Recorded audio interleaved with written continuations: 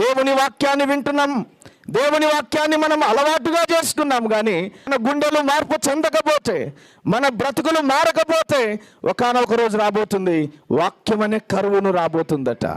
ఆమోసు గ్రంథం 8వ అధ్యాయం 12వ వచనం ఒకసారి చదివితే, జనులు యెహోవా మాట వెదకుటకై ఈ సముద్రము నుండి ఆ సముద్రము వరకు, ఉత్తర దిక్కు నుండి తూర్పు దిక్కు వరకు సంచరింతురు కానీ అది వారికి దొరకదు. వాక్యము దొరకదు. దేవుని వాక్యం కొరకు వెతికే రోజు రాబోతుంది.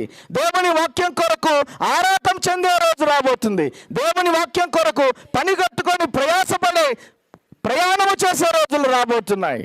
దేవుని వాక్యము దొరకగా దాన్ని భుజించి తిని అన్నాడు భక్తులు. దేవుని వాక్యాన్ని ఏం చేస్తున్నావు? దేవుని వాక్యాన్ని వింటున్నాం మనం.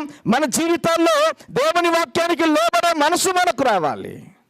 మేము విన్నప్పుడు మా గుండెలు కరిగిపోయాయి. ఆ రాత్రి పండుకొనక మునిపే వేష రక్షించబడింది.